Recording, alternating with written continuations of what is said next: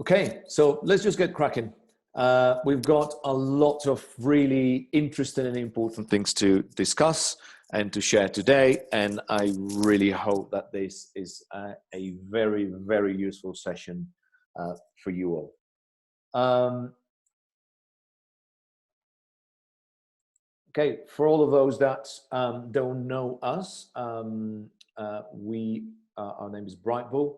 We are a B2B marketing agency that works predominantly with organizations within the B2B event industry. And we work predominantly with the companies that really want to build online communities, that want to grow online communities and are ready to start working in the process of the digital transformation. We're a HubSpot partner. We've probably been the longest standing partner in the events industry. So if you guys have used HubSpot as a tool and have any questions, please do let us know. Okay, let's get cracking. So what is it that we're going to cover? When we're talking about event marketing sequences, we're talking about ways in which we can use automation to drive efficient marketing campaign to accelerate our event marketing. Okay, so the first one that I want to cover here today is what we call the top of the funnel or content-led emails. What are these emails? These emails are the ones that you would generally will see around newsletter-like types, and this type of sequence normally will look at all your audience. If you guys have a database of 10, 15,000 or 1,000 contacts, generally you would be aiming to get these guys, to send these guys an email newsletter every month or every 2 weeks or every 3 weeks. This is by far sometimes one of the most tedious and long, it takes a long time to build a newsletter or an email digest or whatever you want to call it. So the first sequence is what we call the top of the funnel content-led emails. What do? They look at all your database and all your addressable audience. And generally the objective of this particular sequence is to drive content, to drive awareness. The main objective is to get people to download ebooks, to download presentations, to read articles, and subsequently as well, if they want to visit your event or download particular event content. What you would normally see is that there's kind of generally either weekly, bi-weekly or monthly. Yeah. Now, the aim of this automation is to pre-populate this content through an RSS feed, right? So this means that you just simply prepare the body of the email, and then by the time the content is ready or by the time content is published, then an RSS feed will pre-populate the stuff for you. So literally you don't have to do a lot of building on this email. And the aim of the game, the name of the game is to move into, the name of the game is just to put this process automated, okay? And that you not really have to work too hard. Now, how does this work in the real sense? Let me just kind of see if I can get rid of this thing here because it's kind of bothering me. So this is kind of how the way it works. This is just my example of my own email. So what you see here is that on a monthly basis, whoever has subscribed to my email, they will receive an email, right? That's going to contain the latest blog posts that we would have published, okay? The truth of the matter is that the way this looks in my interface, I don't really have to copy and paste any of these emails. I'll just have to put merge fields in the system, and the system will pre-populate this automatically, okay?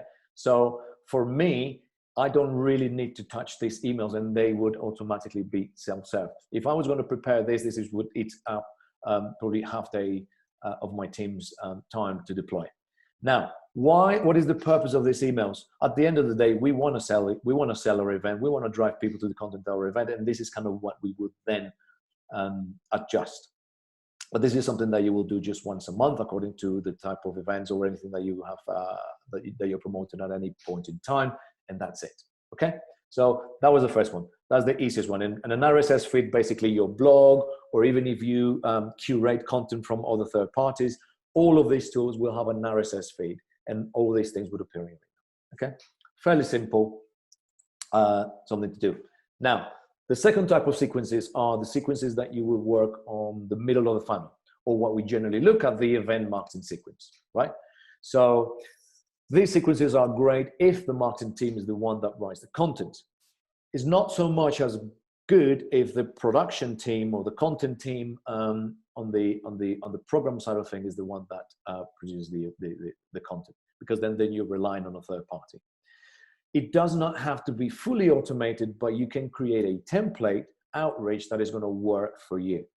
At the end of the day, you know, event marketing is very simple. You will have a general cadence that you're going to send emails to, and the general number of emails depending on the type of event that you're promoting that you're going to be sending out. But if you know exactly what you're going to be writing way before and what is going to be the structure of that email, that is going to help you a lot of time, and it's going to save you a lot of time. So what these type of sequences focus on is generally, again, looking at the whole addressable audience for that particular event. And the objective is to add value with content, yeah, but also to sell your event. And generally this sequence or these sequences will look at generating engagement, whether it's going to be a call for paper submission, event content, you want to get someone to download the sponsorship prospectus, the event brochure, etc., etc. And also you want to get them to register, become a partner, or to speak. Okay. More often than not, depending if the type of event, if it's the general 1 day, 2 day event that you would market, whether it's digital or virtual, you will then send, the idea is that you send an email every other week. Yeah. So you will have your event database, and then you're going to send them a sequence of emails every other week, generally between 7 and 8, at least that's what we recommend. And these are the goals, either event content, the event brochure, or you want to get them to register. Okay. By the way, I just want to make a very big clarification. These sequences work irrespectively whether you're marketing a physical event or a virtual event or digital event, they will work exactly the same. And this is an example of that type of sequence that you're looking at. So you will know what you're going to send. First of all, that you need to know is you need to know how many emails you're going to send. You need to know the theme that you're about to send for that particular email, the objective of what specifically is going to be the call for action, the call to action that you're going to do, and the general overview, which in somehow just kind of talks about what is going to be the body of that particular email. This is very helpful when you, as a team, discuss what's going to be that structure so that your emails don't look samey. Is very helpful when you're working with production teams so that they know what is it that they're going to write about, because it just tends to happen when you're in the marketing team that you want to get someone to write an email. The first question that they're going to ask is, what do you want me to write about, or what should I be writing about? And this type of template is going to help you achieve that. By the way, many people will be asking, will the slides and the recording be available after the session? Yes, they will be. And then you can use all these tools for you to start using in your marketing. Okay. Now, there's the other type of sequence that we also advise marketing teams to do, which are the sponsorship and exhibition emails. And these are specific sequences and specific emails that you will send to sponsorship, exhibition, profile individuals. Or these are the types of emails where you will be working very, very, very closely with your sales team to help them accelerate that process. And this is the part where I think many event organizers do not necessarily do, or don't have it as a practice within their event marketing process. So, okay, so what is the target? Sponsorship and exhibition prospects. The objective of this sequence is to get individuals to download a specs brochure, to visit a page where you're going to be talking about the sponsorship and exhibition packages, or specifically to set up a call. The frequency of these emails, depending on how you work with your teams, but generally you would do this at launch, when you launch the event, either at 12 weeks or 8 weeks, or when your team determines when it's appropriate, right? In this day and age, obviously talking about COVID and all that stuff, then all the lead times have shrunk, and we're all kind of pretty much in, agile mode. So take these timelines with a pinch of salt, but I also want to make sure that you also keep this for when things come back to normal, which at some point they will be back. So whenever you determine, so the idea of this cadence and this sequence is that you send an email to your prospects. First email is a direct push. It's just purely direct push. And the third touch point on that is just to set up the call, right? Let me just kind of share, before I show you the examples. There's a big question and that everyone asks, how many touch points should a sales individual have with anyone to sell something? So in this case, how many times a sponsorship sales or delegate sales member will need to contact an individual before they make a sale? And by the way, for all intents and purposes, a touch point means a call, an email, or a live conversation to the call, or however you want to call it. So, and then I think the important part here is that when it comes to the number of touch points to guarantee prospecting success, there is evidence that suggests that response rates rise with each outreach attempt. So the more you do an outreach to some individual, the higher chance you have of connecting and making a sale. Okay.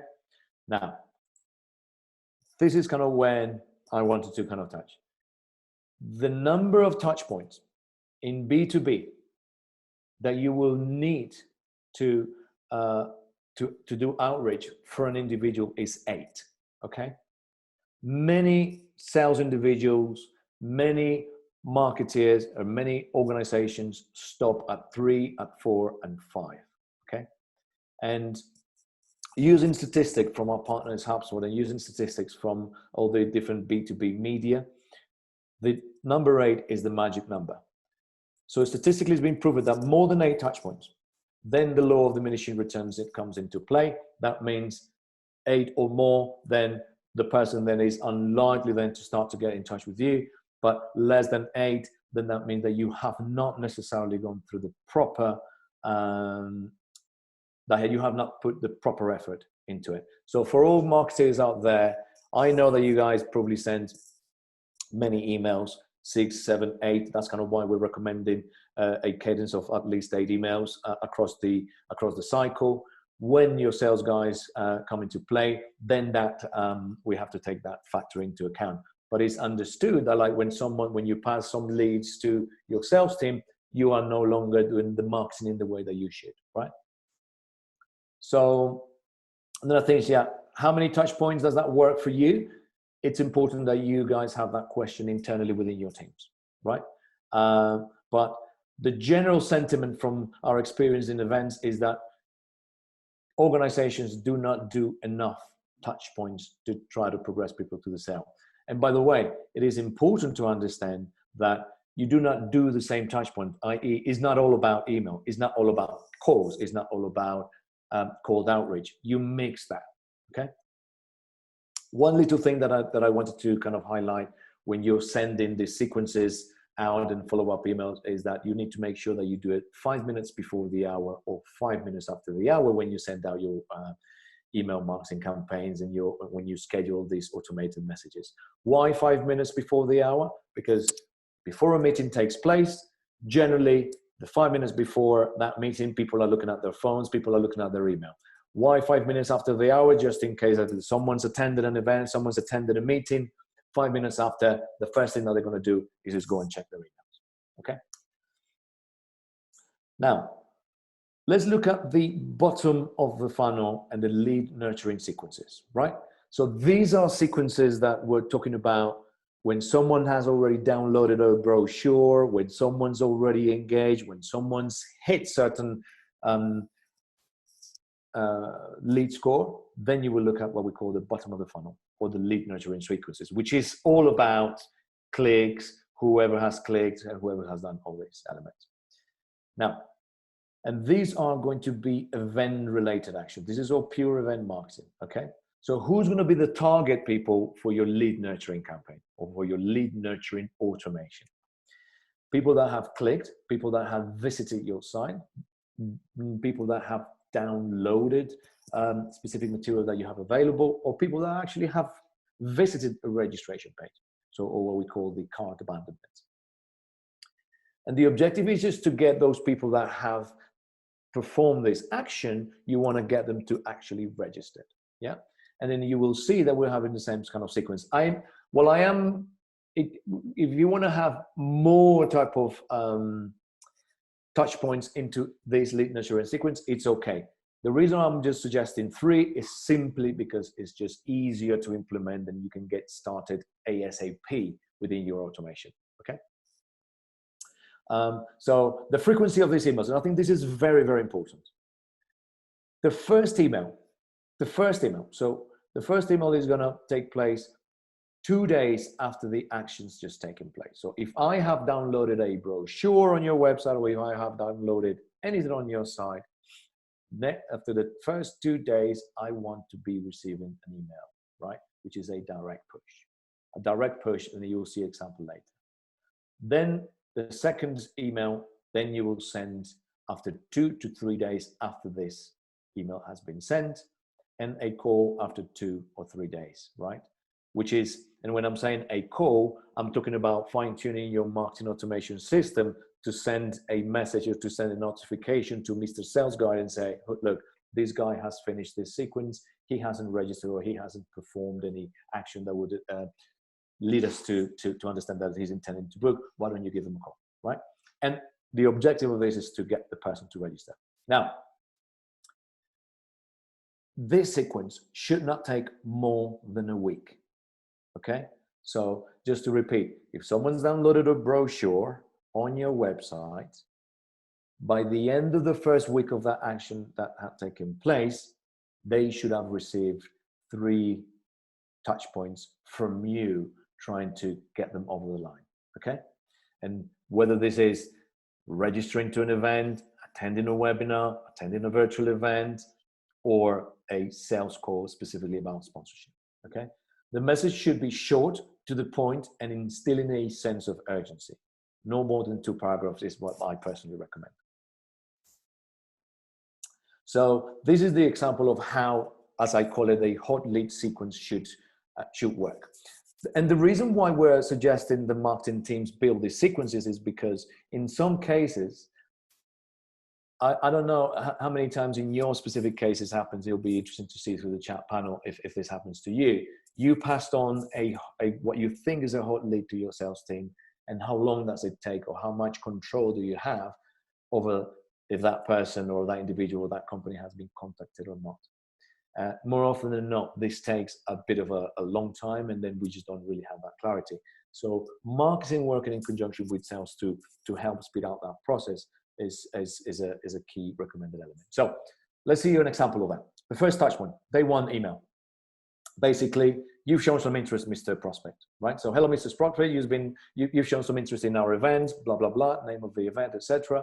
Is there anything that resonated with you? Is there anything that I can help you with? As a value connection, if you register today, you might just kind of put in an offer, you might put in a discount, you might put in whatever you think is going to be relevant. The second touch point, 2 days after, then I think it's okay and permissible for you to be a bit more pushy, where you're saying, okay, are you coming? Yeah. And this works really, really well with the companies that we've put this through, which is, hello, Mr. Prospect, are you planning on attending our event in Dallas or in London, whatever it is? If you are, process your registration here, or reply to this email and I'll process registration for you. This is just literally asking for the business. If this email gets no response, or there's no action from that point of view, the third point, touch point, is 1 day or 2 days after this one, is a phone call, which essentially is going to be around the same kind of type of length. Look, you have a combination of like the 2 previous messages. Look, we understand that you've shown some interest, Mr. Prospect. We've sent you a couple of emails, but we just really want to make sure, are you coming, yes or not? And I think the main goal of this call is to A, have they received the previous messages, and two, they're coming. Okay. Now, I know that in some cases your sales teams will be reluctant to do that call, or the marketing teams will be reluctant to make this call from within the marketing team.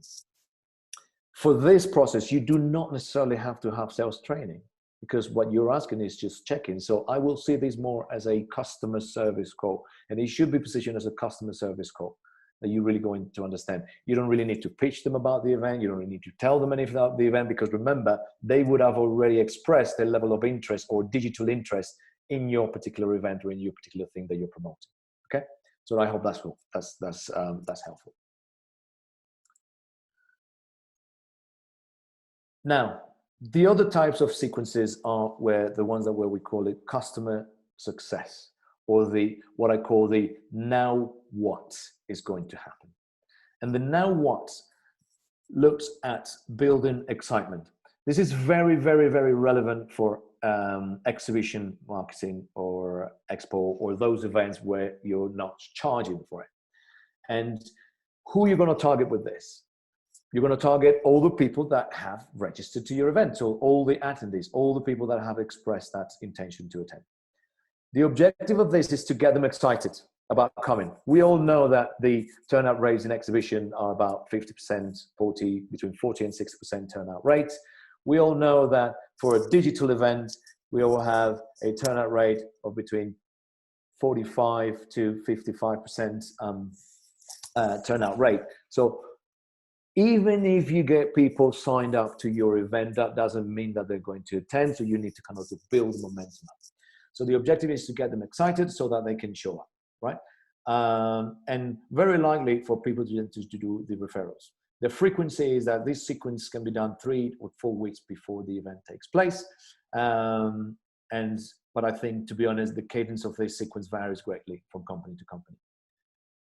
I am an advocate of short and to the point messages, especially when you have engaged with me. And all of those, if you have seen the type of marketing that we do with our community, we always go short to the point. They tend to have better open rates, higher engagement rates. So this is the session. So you get all your attendees, you send them an email saying, okay, this is what's going to happen now. This is what you expect to hear from us. This is what you're going to do. The goal that you're going to have that person to do is either to share with their peers, to download an app, or just to make sure that just to get them excited that they're actually going to become. The email number 2 is, okay, this is what's happening in this area, or this is what's happening in this town, or this is what's going to be happening in the last 2 weeks that we have last had in contact. By the way, we've got this new cool sponsor, and that sponsor has these nice offers, etc., etc. And then ultimately, the last one that you have is where you give directions as to how people can do things, where you can give directions as to what people can do and download with the app, or where you can just do your final checks.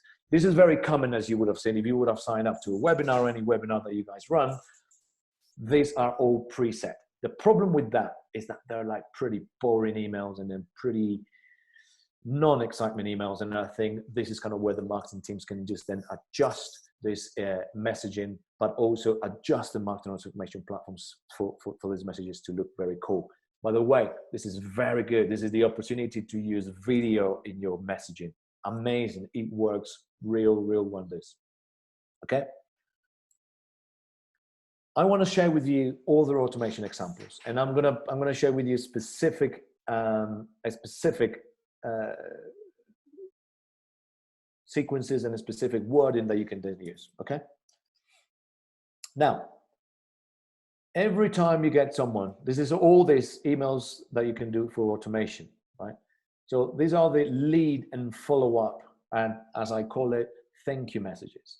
Every time someone performs an activity on your website, namely filling in a form, then you would send them a thank you message. Okay? They're very simple to accomplish. And surprisingly enough, not many people, not many event organizers do it.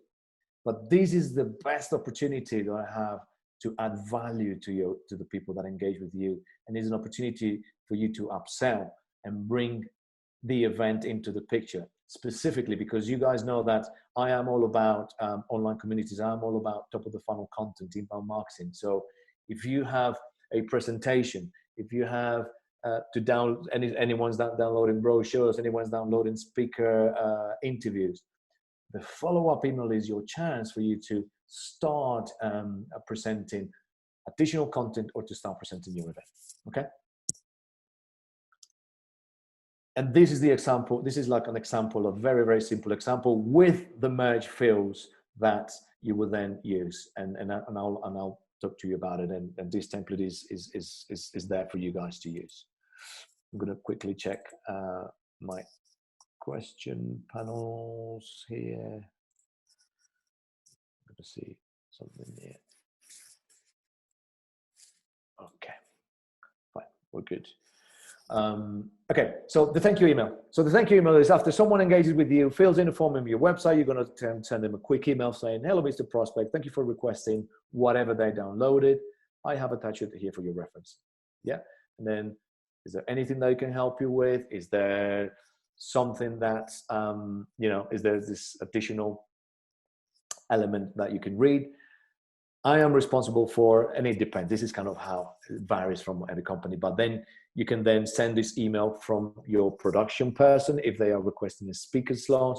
You can send this from your sponsorship and exhibition or from your sales guy, because if they are assigned, if the specific company is assigned to a specific sales guy, then you can start incorporating how you're going to integrate that with sales, right? So, and if not, the marketing team was going to be fine. So I'm responsible for whatever of this event. So if there's anything I can help you, do not hesitate to call me direct. You might just put the direct number of the individuals. The idea of this is for the message to be very personable, right? So I will try to give specific details to specific telephone numbers, specific lines to tell the person, reply to this, etc., etc. So I almost always encourage all these emails to then link it straight away with the sales individual, because you're just closer to the sales call. And I'm a big fan of sales and marketing integration processes. So yeah, so intro, here's what you requested. This is me as a valid connection. If you registered today, there's a discount, or as a valid connection, this is another piece of content that I think will be useful for you, or as a valid connection, then you name it, right? And then you close it, okay? And this would be the way that it would then look with kind of content specifically, content specifically for your event. So where the merge fields have changed, okay? Just check here quickly, and this, let me see. Sorry, guys. Okay. Okay. All right. Good. Let's just look at it. Now, then we're looking at messages that you will then use when you, on your sales team, are using LinkedIn, Sales Navigator, or that element of prospecting. We all know in this day and age, whether you are in marketing, whether you're in sales, you should be on LinkedIn trying to engage prospects actively. But more importantly, trying to engage people that will be interested in the topics and conversations that your event is solving. So this is very good when you're looking at getting new contacts from LinkedIn Sales Navigator. You can export the list of contacts with Scrap or with whatever tool you use. And I'll share with you some of the tools. And then you can send via your system, right? It should not be abused, okay? I'm not saying that many of the people that are on the line here today are going to be abusing that part of the system, but that event marketers are spammers. But yeah, if you scrap something from LinkedIn, if you scrap something from a research team and everything, my idea is that you should not abuse it. Okay, so it works very well with marketing and sales initiatives. It helps greatly with sales outreach, and it's great for small initiatives, webinars, or guesting campaigns that you're going to do. I love doing this when you are needing to do guesting campaign, or if you need to deliver sponsorship goals for some of your individuals, you would do like mini campaigns within your event marketing. So this is kind of how it would then work with this sequence. So you've got a LinkedIn or a VIP list, as you will call it. Then you will send them an email or a direct message, and that direct message should be very short. The second email is going to be a short piece and a value add piece. Then the third one would be a call or a voicemail, just checking in. Again, similar to what we've done before, you're just checking in if the person has received these two items. And then the email 3 or the fourth touch point would be what we call a goodbye email that you're going to send out. What is the purpose of this LinkedIn contacts, VIP list, or outreach contact? Is to gain the permission to begin a discussion, okay? To begin the discussion and gain permission. This is where many sales individuals fail, is that they go straight for the kill and they start sending long emails, cold emails to people that have actually never heard from you, okay? This is an example of that outreach and those kind of touch point sequences that I was kind of telling you about. This one was very interesting. Someone sent me a cold message via LinkedIn. If you look at it, this is probably, I don't know, probably shorter than what a Twitter messaging would be. And it is very, very, very simple. I'm organizing an event in 2 weeks. And at this place, this is the link. Would you like me to include you in things like this, right? He's not trying to sell. He's just been informing me that there's something that is relevant to me as an agency owner. Okay. You can apply that to your own industries. The emails, in this case, would be another way in which you can reach people within LinkedIn. And this is the template that you would generally be able to send. So either you send it as an email or you send it as an email from your platform. It doesn't really matter. But I think the important aspect that I want to highlight here is the messaging. Yeah. So we're bringing together a select group of industry people, to explore topic 1, 2, 3, and would love to have you join us. Okay. Very important. First line of sentence, you're matching the person with their industry. You're matching the topics that are relevant to the individual that you're sending. Yeah. You're giving them context on dates and venue. Yeah. And a big venue for the event. If it's a really nice event in a nice venue, at a nice beach hotel, whatever it is, it all carries weight. Then you talk about the event name, for instance, and then you introduce your event. So if you notice, the sequence or the messaging here first talks about pains, industry, and problems of the person, location, which might not be a drop, and then you talk about location, and then third, you talk about the event, right? And then you basically do a call to action to see if the person really wants to understand more. If they want to understand more, then the conversation begins, okay?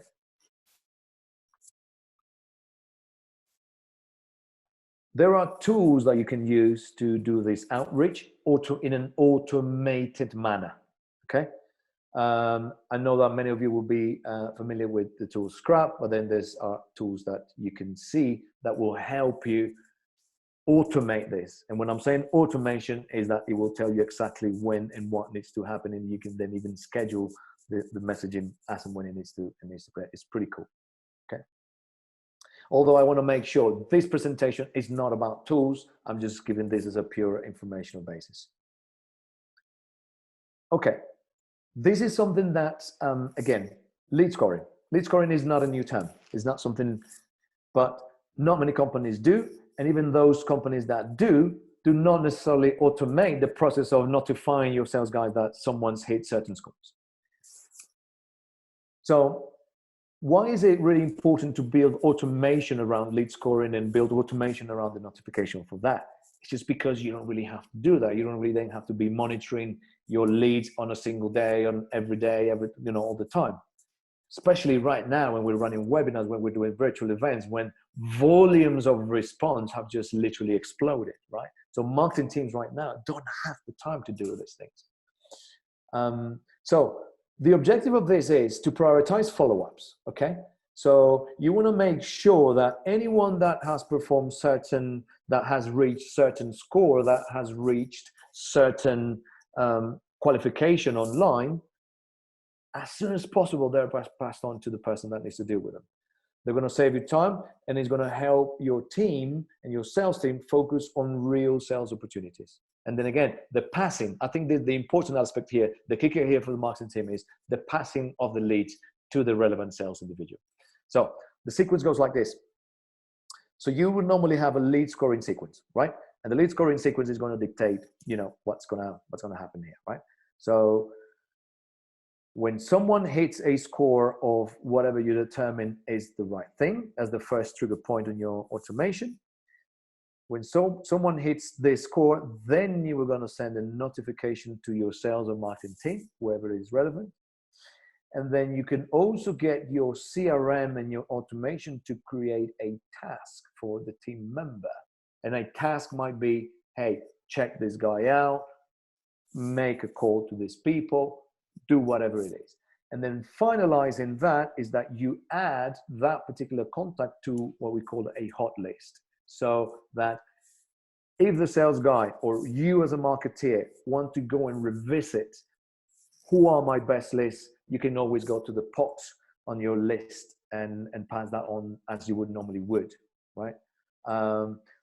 Generally, when you look at, when I have been asking individuals, how long does it take between you passing a hot contact list to your sales guys? Scary as it sounds, some people will do that on a weekly basis.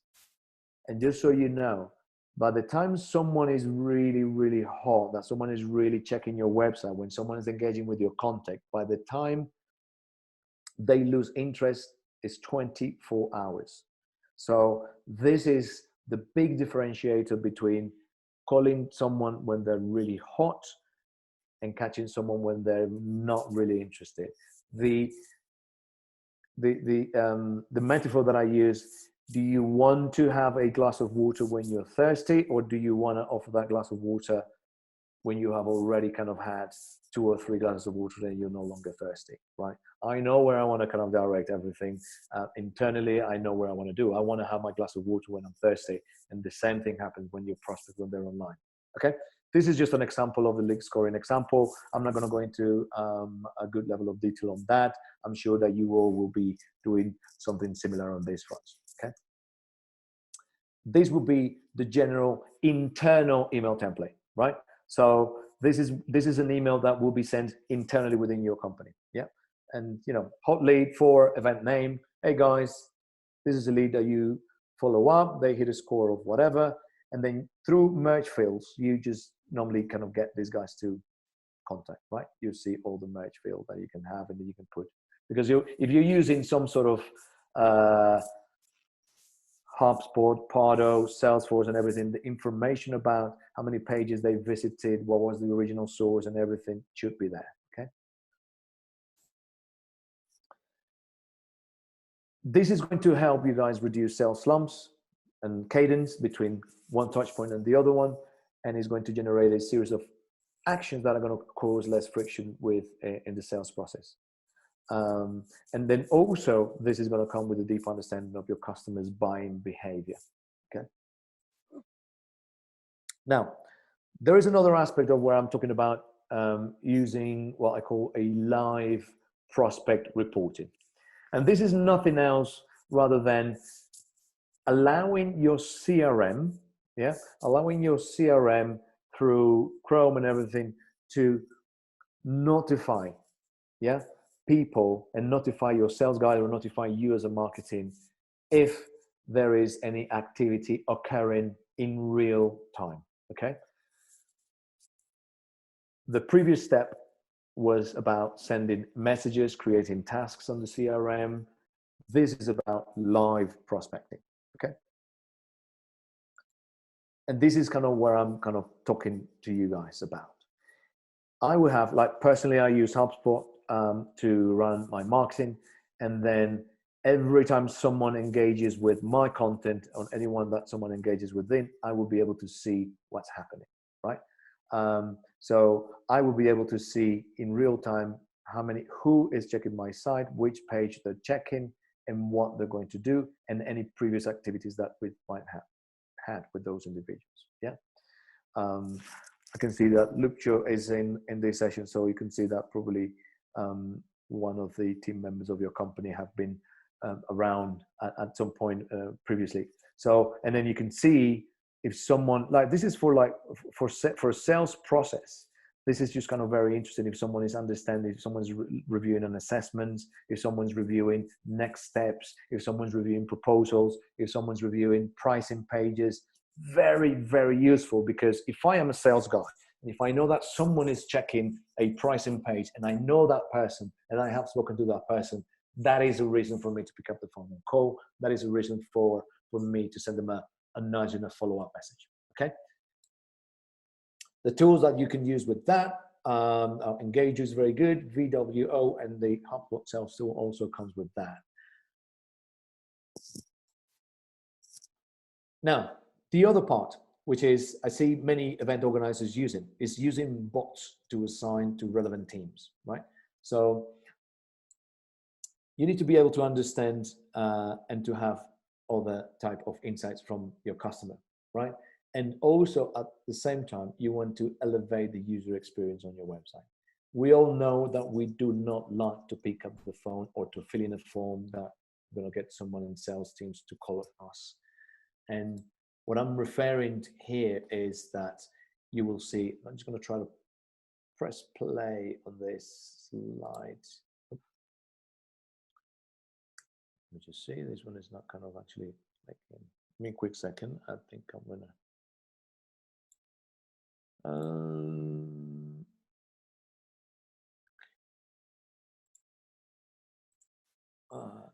I had this as a play button, but what this refers to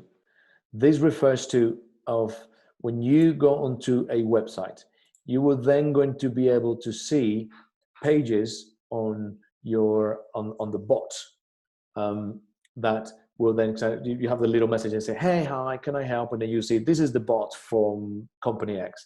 And the most common automation that you will do on this front is when someone is on your site, then going to be asking. So let's say someone is visiting this monthly plans and pricing. The question here you is, hey, what can I help you with? Are you interested in pricing? Are you interested in having understanding about the tool, or are you interested in having a demo? In the context of events, the most common action that we're going to be having with customers are you interested in speaking, attending, or sponsoring? Depending on the answer of the individual, then we're going to be able to automate that to assign the conversation to a sponsorship guy, to the content producer, or to the marketing individual, right? Either that can happen live, or that can then direct that lead directly to the relevant member of the team, all with the goal of being quick and efficient in the process. Sequence number 10, using video to simplify lengthy emails, right? What does that mean? In some cases, to explain what a conference is all about or what your event is all about, you need to explain it in a simple manner. You don't really have to send a lengthy email.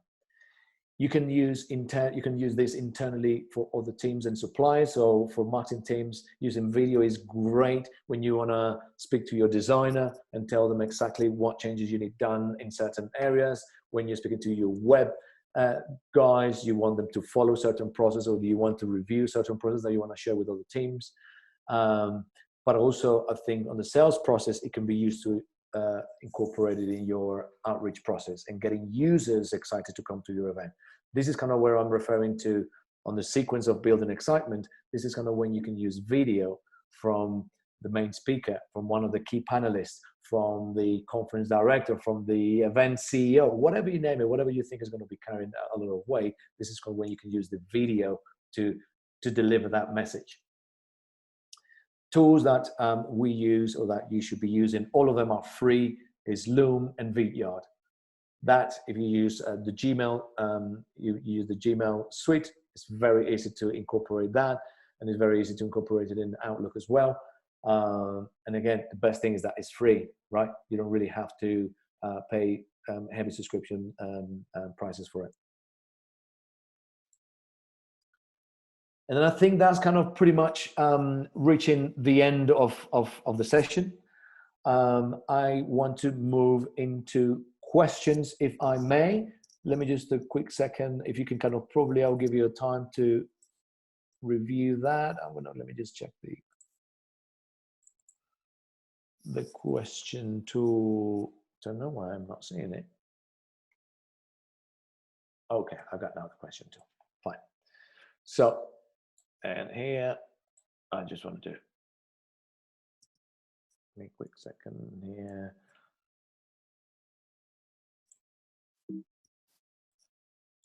And I'm going to share my desktop too. Okay, so have we got any questions from the panelists? Sorry, from the attendees. Let me check here. Okay, there was a question here is, what do you recommend if you weren't able to get a telephone number for the Touchpoint, another email?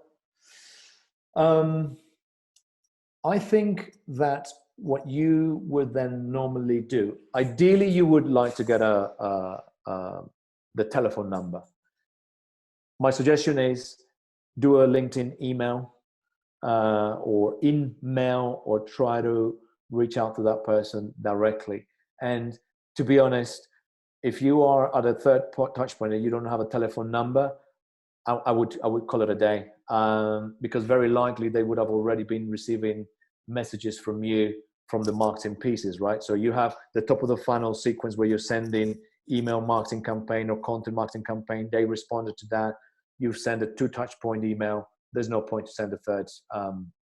There's no point to send a third email if you need to. I don't think that's necessarily. Any other questions? I can see someone kind of typing another question in. By the way, guys, so for those of you that are online, we are running a marketing assessment, a free marketing assessment. So if you have any questions about any of these processes on automation, sequences, or in fact, for that matter, anything related to what you're going through at this point in time, we're running a free marketing assessment. So we'll review the automation practices and then we can just give you some pointers. Carolina is going to send the link in the chat so that you can book that session. It's free of charge, nothing, and there is non-committal. And then that would allow me to give you some context on that, and I'll be very happy to help. Okay, Lucho, thank you for coming. With regards to the 8 touch points, at what point would you stop the attempts if you have no interactions? Would you not stop the messaging if there are no interactions after the first 6th attempts? No, my answer is no, because depending on what type of event that you're talking about, but I'm assuming that we all are understanding in the same context. We're talking about an event that is taking place in 8 to 9 or 10 or 16 weeks, right? Generally, when we're marketing big events, we want to have a lot of lead time before we market an event. We generally talk about, depending on how long your event is, you have the number of weeks. So every half a day means 4 weeks lead time that you are going to be using, right? So if it's a 2-day event, you generally will be looking at 16 weeks lead time before promoting. So Lucio, to answer your question, 8 touch points. I think that is the least amount of contacts that you would need to get someone's attention. What happens is, if we're talking about email predominantly, you and I know that there's a lot of, we're receiving 1%, 0.5 click-through rate to emails that you've sent. So the likelihood is that that's probably have not been seen.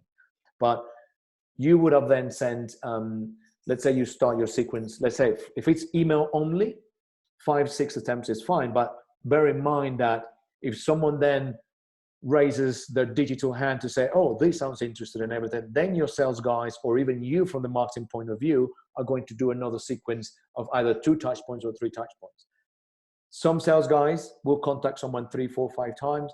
Some sales guys just contact 3 times. So that's kind of where we look at it being different. But yeah, I would say 8 touch points regardless, because if you're starting with your database, then you're going to be, some of those guys are not going to do any activity. Some of those guys are not even going to be touched by the sales team. So yeah, 8 touch points.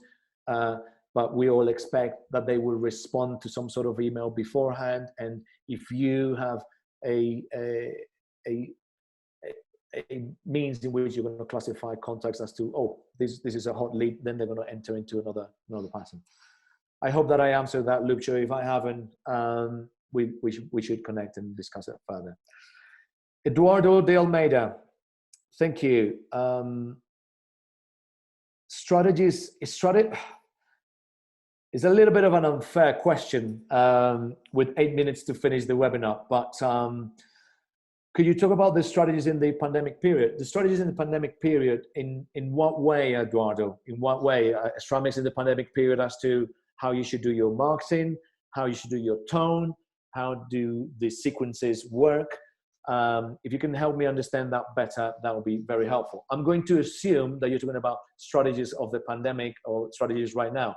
Everyone right now is having and needs to be adding value to your customers in your community.